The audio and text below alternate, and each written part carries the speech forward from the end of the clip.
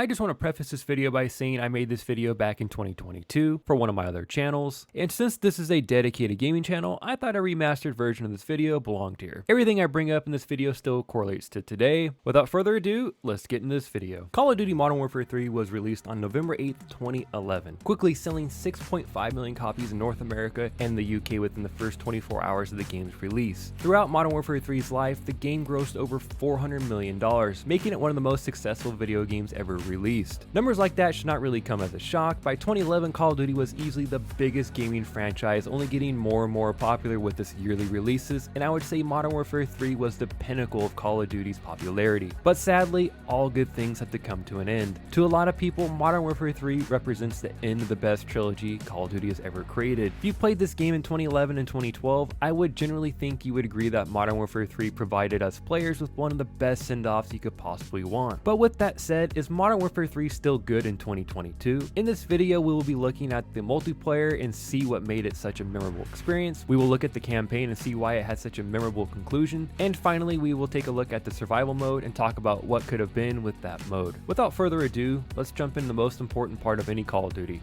the multiplayer.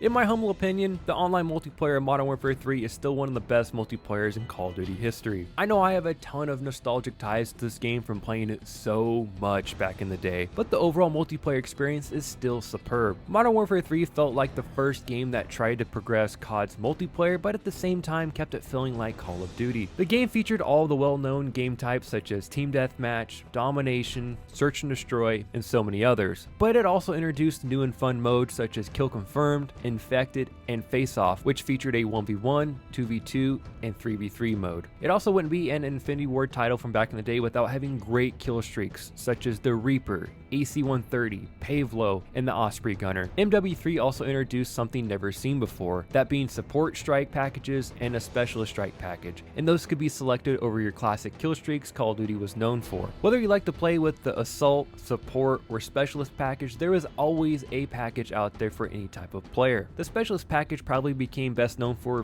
people trying to get Moabs, due to the fact you could pretty much get every perk in the game and help turn your player into a god. The Moab was MW3's version of the nuke from Modern Warfare 2. You can get a Moab with any strike package you chose to play with. Unfortunately, even after playing the game for months and months during its main cycle back in the day, I was never able to get the ever elusive Moab. Still to this day, the maps in this game are some of my favorite. Some of the most notable maps in this game are Dome, Seatown, Hard Hat, Lockdown, and Mission. The game also had map packs that introduced new maps to players wanting to pay another $15 for them, and they were fine. But Modern Warfare 3 did something pretty unheard of at the time, and they introduced free DLC maps such as Terminal, bringing it back from Modern Warfare 2, and newly crafted maps just for the face-off mode. The weapons in this game are still some of the best weapons to have ever been put in a Call of Duty game. I know everyone will have their favorite picks, but it is hard to go wrong with the ACR or MP7 in this game. Of course, there are many other weapons in this game that you can choose from that are really good, such as the L86, which I had gold by the way back in the day, but the game mainly revolved around stronger assault rifles and submachine guns, which should not really come as a shock to anyone if you played this game. MW3's multiplayer came out at exactly the right time. It was at the peak of Call of Duty's popularity, and Infinity Ward did everything in its power to make sure that the best trilogy in COD history was sent off into the sunset as one of the best multiplayer experiences you could ever ask for from any Call of Duty.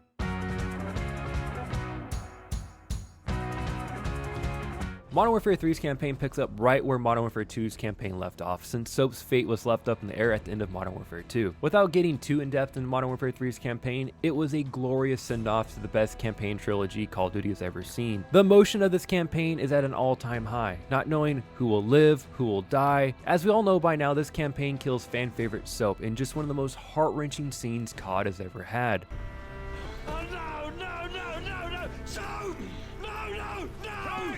Soap! By the end of the campaign, no one but Captain Price is really left, and it is pretty much up to him to stop Makarov once and for all. After an epic battle, Captain Price comes out on top, and the game ends the only way it really could, with Captain Price taking a moment to remember his fallen brothers, while he lights up a cigar as he watches Makarov's body dangle from the ceiling. What an absolute epic way to send off the most iconic character in Call of Duty history, along with putting an end cap on the Modern Warfare trilogy. The ending of this campaign may be my favorite out of every Call of Duty I've ever played. I know Modern Warfare has now been rebooted for a more modern take and modern audience, but I highly doubt it will ever reach the heights of the original Modern Warfare series when it comes to the storytelling of the original campaigns.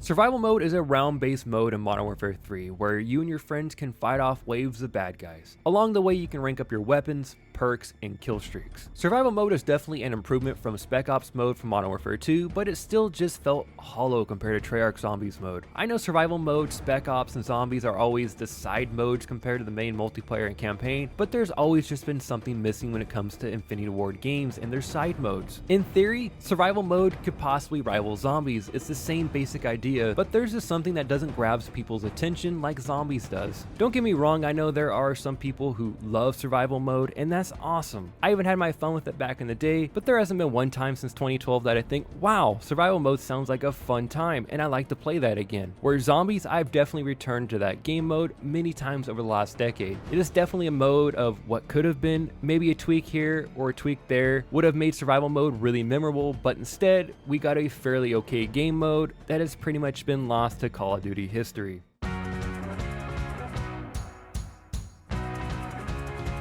After this long, thought-out video, I think it's safe to say that Modern Warfare 3 is still good in 2022. Now, will there be people that say this game isn't as good as Modern Warfare 2 or Black Ops 2 or something like that? Sure, and that argument could be had, but Modern Warfare 3 is still one of the best CODs ever created, and it capitalized on the massive success the franchise was having at the time. There's no doubt in my mind that this is the end of the best trilogy in Call of Duty history, and one heck of a send-off from one of the last CODs of the Golden Age. So after everything you've just heard in this video, what are your thoughts on Modern Warfare 3 in 2022? Let me know down in the comments, and while you're down there, if you can like the video and subscribe to the channel, that would be greatly appreciated. Until next time guys, everyone have a great day. Thanks for watching.